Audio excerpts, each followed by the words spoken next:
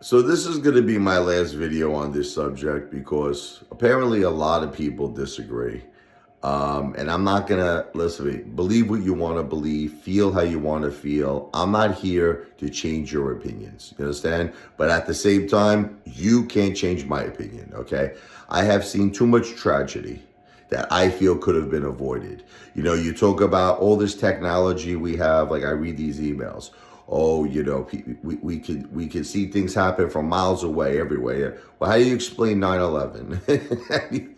And don't give me no conspiracy theory bullshit, okay? Because I know that's the next thing you're gonna do, okay? How do you explain 9/11? How do you explain how people, okay, could walk into, ready, schools?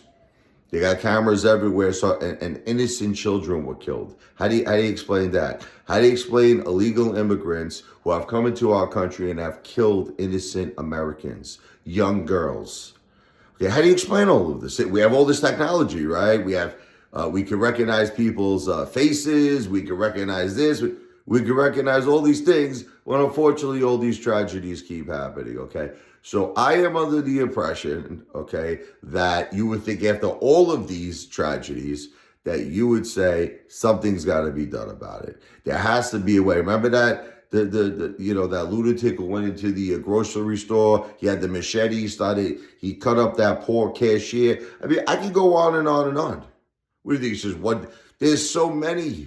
Okay, so again, you just heard about this crazy situation. This woman was pregnant. Okay, she's at a hotel room. Okay, and she orders a pizza. The woman comes. She goes, "It's $30." She gives her $50, right? And she goes, "No, well, we cannot give you back change. It is not our company's policy." She's like, "Okay, I'll give you the exact amount." So she goes to the purse, gives her $30. Then she only has $2 left. Gives her a $2 tip.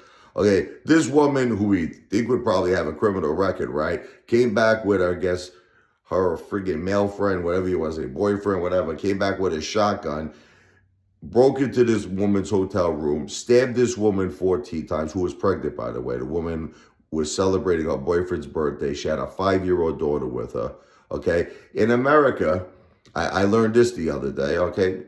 There's over 350,000 children missing. Did you know that? Are you aware of that? Maybe go do your homework, go do your statistics.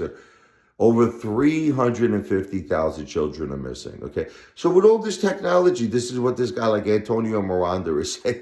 We have all this technology, but yet all of this tragedy keeps happening, okay? And I feel a lot of it could be avoided.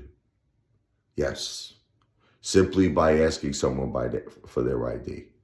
Simply by investigating. Like you might see a situation, right, where there's a guy on a block, okay, and he's walking down the block and he's stalking a child, okay, a predator, okay. Now, according to Antonio, we have a list of all these people, though. Isn't there websites? So how come we're not seeing them? How come, like, there are cameras everywhere? How come we're not seeing these people?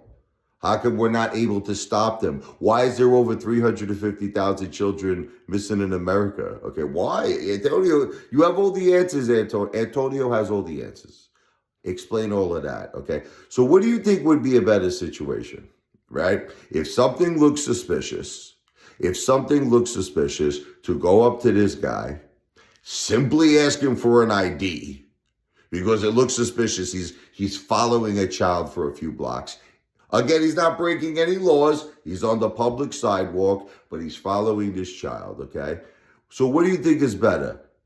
Ask him for his ID, question him, find out that this guy is a known friggin' pedophile, a known predator, arrest him and save that child's life. Or according to all of you, First Amendment or my rights are more important to me than anything, right? Let him go and let him abduct that child. Let him. Is that the best way to do it? You feel that's the way? Look, I'm done arguing. I'm done arguing with all you people. To me, safety comes first. If there is a reasonable suspicion, I don't see, if a person is not doing anything wrong, what is the big deal to give an ID? What is the big deal to just say, this is my business? You understand? Here's why I'm here. You understand? I'm here because I'm a YouTuber, I'm a journalist, I'm filming the government base because, I'm making a documentary about United States history. I see no problem with that. I don't feel that's a violation of my rights. I don't feel discussing what my intentions are. Just that I want to film a video and proving I'm a United States citizen, proving I don't have a criminal record, okay?